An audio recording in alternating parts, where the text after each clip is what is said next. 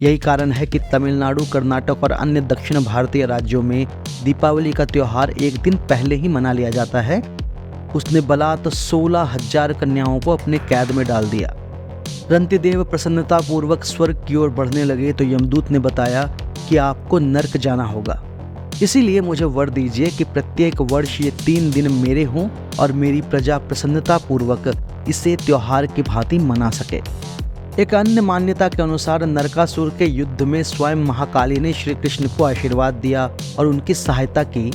साथ ही इन 2 दिनों में दीप जलाने से देवी लक्ष्मी कभी भी उस मनुष्य को छोड़कर नहीं जाएगी।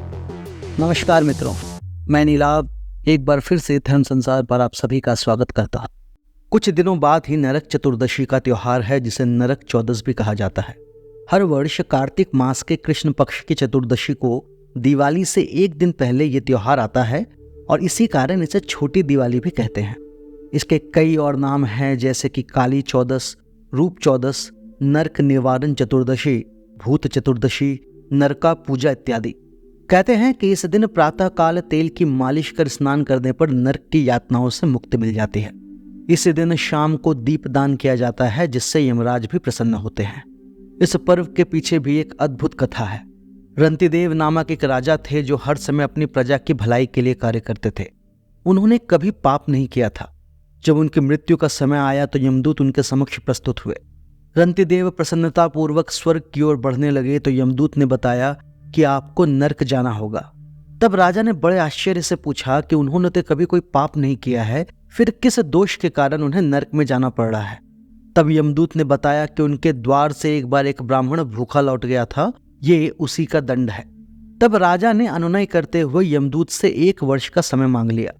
उसके पुण्य कर्मों को देखते हुए यमदूत ने उन्हें 1 वर्ष का समय दिया और वापस चला गया। तब राजा रंतिदेव अपने कुलगुरु के पास गए और उनसे इस समस्या का समाधान पूछा। तब उनके कुलगुरु ने उन्हें कार्तिक चतुर्दशी को व्रत करने की सलाह दी। राजा ने इसे पूर्ण मन से किया और सहस्त्रों ब्राह्मणों को भोजन करवाकर उनसे अपने पापों की क्षमा मांगी। उस व्रत के प्रभाव से 1 वर्ष पश्चात यमदूत उन्हें स्वर्ग ले गए और तब से नरक से मुक्ति दिलाने वाला यह पर्व नरक चतुर्दशी कहलाने लगा। एक अन्य कथा के अनुसार प्रागज्योतिषपुर का राजा नरकासुर नामक राक्षस था, जिसे यह वरदान था कि उसकी मृत्यु केवल स्त्री के हाथों ही होगी। अपनी शक्ति के बल पर वो तीनों लोकों में त्राही त्राही मचाने लगा। उसने बलात् 16,000 कन्याओं को अपने कैद में डाल दिया। उसका यह अत्याचार देखकर देवराज इंद्र ने श्री कृष्ण से सहायता मांगी और तब श्री कृष्ण उससे युद्ध करने चल पड़े। चूंकि नरकासुर की मृत्यु केवल स्त्री के हाथों ही संभव थी, उन्होंने उस युद्ध में अपनी पत्नी सत्यभामा को अपना सारथी बनाया। माता सत्यभामा की सहायता से श्री कृष्ण ने नरकासुर का अंत कर दिया और उसके कैद में पड़ी सभी 16,000 स्त्रियों को अपनी पत्नी का पद प्रदान किया। श्री कृष्ण ने नरकासुर का अंत कार्तिक मास के कृष्ण पक्ष की चतुर्दशी को ही किया था, जिसके बाद इस पर्व का नाम नरक चौदस पड़ गया। एक अन्य मान्यता के अनुसार नरकासुर के युद्ध में स्वयं महाकाली ने श्री कृष्ण को आशीर्वाद दिया और उनकी सहायता की, जिसके कारण वे नरकासुर का अंत कर पाए। यही कारण है कि इस पर्व को काली चौदस के नाम से भी जाना जाता है। यहाँ काली का एक अर्थ अंधकार भी है और इसी अंधकार को दूर करने के लिए दीपावली की भांति इस पर्व में भी दिए जलाए जाते हैं। इस विषय में एक और कथा आती है कि जब भगवान वामन ने दैत्यराज बलि का संपूर्ण राज्य अपने 3 पग से नाप लिया, तब उनकी इस दानवीरता से प्रसन्न भगवान वामन बड़े प्रसन्न हुए। उन्होंने दैत्यराज बलि से वर मांगने को कहा। इस पर बलि ने वर मांगा कि हे प्रभु, आपने त्रयोदशी, चतुर्दशी और आज अमावस्या, इन 3 दिनों में मेरे तीनों लोकों को नाप लिया। इसीलिए मुझे वर दीजिए कि प्रत्येक वर्ष ये 3 दिन मेरे हों और मेरी प्रजा प्रसन्नतापूर्वक इसे त्योहार की भांति मना सके। तब भगवान वामन ने उन्हें यह वरदान दिया कि जो कोई भी चतुर्दशी और अमावस्या अर्थात दीपावली को दीप दान करेगा, उसके पितृ कभी भी नरक की यातना नहीं भोगेंगे और उन पर यमदेव की विशेष कृपा रहेगी।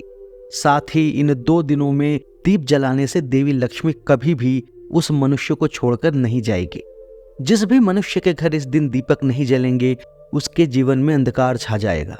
तभी से नरक चौदस और दीपावली का त्योहार मनाया जा रहा है। इस दिन जो भी मनुष्य सूर्योदय से पूर्व उठकर स्नान कर भगवान विष्णु और श्री कृष्ण की पूजा करता है, उसे श्री कृष्ण अनुपम रूप में वरदान देते हैं। इसी कारण इस पर्व को रूप चौदस भी कहा जाता है। इस पर्व की महत्ता का अनुमान इसी बात से लगाया जा सकता है कि दक्षिण भारत, विशेषकर तमिलनाडु एवं कर्नाटक में नरक चतुर्दशी के दिन ही दीपावली का त्योहार भी मनाया जाता है। यही कारण है कि तमिलनाडु, कर्नाटक और अन्य दक्षिण भारतीय राज्यों में दीपावली का त्योहार एक दिन पहले ही मना लिया जाता है, जबकि उत्तर भारत में दीपावली नरक चौदस से एक दिन बाद मनाई जाती है। यदि ये वीडियो आपको अच्छा लगा हो तो इसे लाइक करें, शेयर करें और हमारे चैनल को सब्सक्राइब करें। जय माता काली।